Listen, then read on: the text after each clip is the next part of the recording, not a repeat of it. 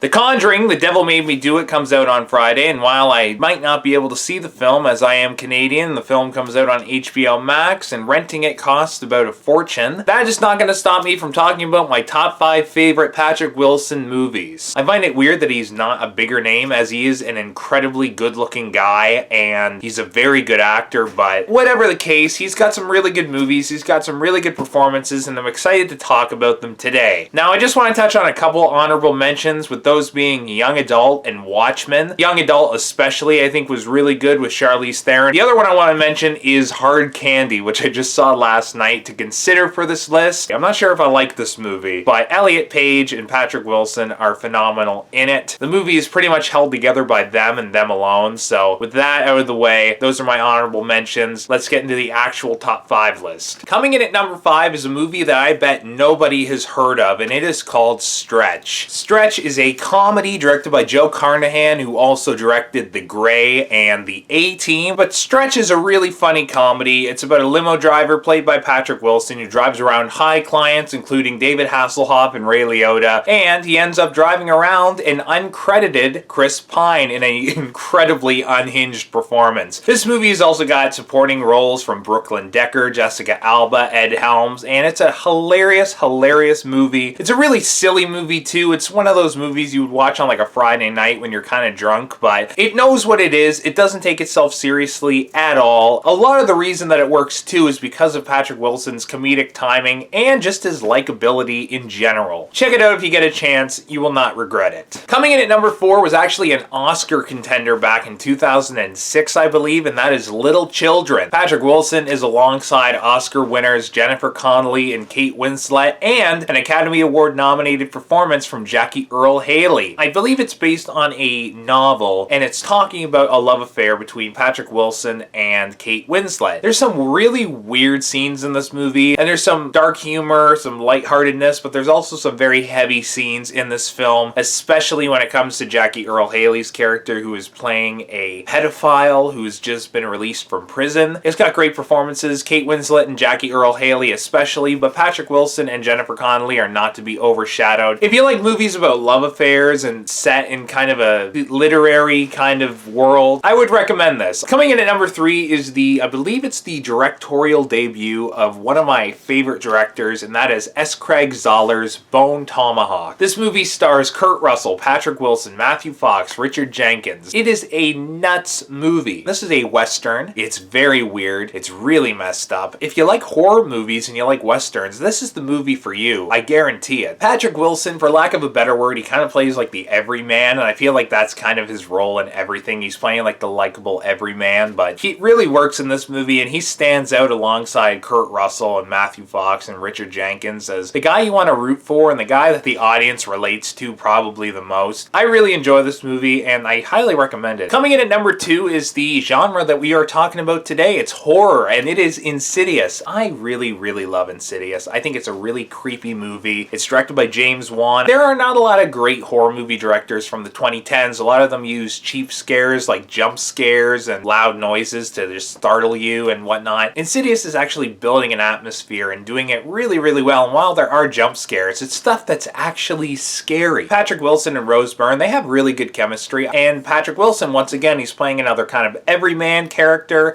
I really love this guy. You also see that he's got some trauma, and he gets a little bit more animated in the second one, but the first one just had so much atmosphere and subtlety, and it's one of those movies that you could pop on at a Halloween party and everybody will be quiet and watch it and just have a really good time with it. This is a great movie, one of the best horror movies of the 2010s, but it's not as good as number 1, which is The Conjuring 1 and 2. I couldn't just put the first one or the second one because they both had to be on the top 5 list, so I thought, you know what, let's just tie them and put them at number 1. I love these movies. The Conjuring is one of my favorite horror movies of all time, probably one of my favorite movies of all time. I think it's a phenomenal film. Like I said with Insidious, it's got an atmosphere. The jump scares are actually scary, and Patrick Wilson and Vera Farmiga have incredible chemistry. Their chemistry is the heart of this movie. You could see Patrick Wilson and why he cares about Vera Farmiga's character, Lorraine Warren, let's just use her names, why he cares about Lorraine and why he wants her to be okay in every situation. In the second one, you get to see a little bit more of his humor and his fun side. You get to see him sing Can't Help Falling in Love with You by Elvis. These are just two phenomenal movies, and man, I really want to watch them again. Anyway, those are my top 5 favorite Patrick Wilson movies. What is your favorite Patrick Wilson movie? Let me know down in the comments. Are you gonna see The Conjuring? The Devil Made Me Do It. Next week, like I said, I don't know if I'm gonna be able to see this Conjuring film. I'm gonna try to, but if not, it's time to start some of these YouTube viewer suggestions. You guys have asked me to talk about my favorite indie movies. You've asked me to talk about the Snyder Cut. You've asked me to talk about Metal Gear Solid and video game lore, American Assassin, Batman v Superman, Camp Rock, Die Hard. I'm gonna try and do all of it this month. If not, there might be a little bit that flows over into July, but I will be doing all that this month, or trying to. If you liked this video, hit the like button, comment, subscribe, and share this with your friends. And as always, stay groovy, watch a movie.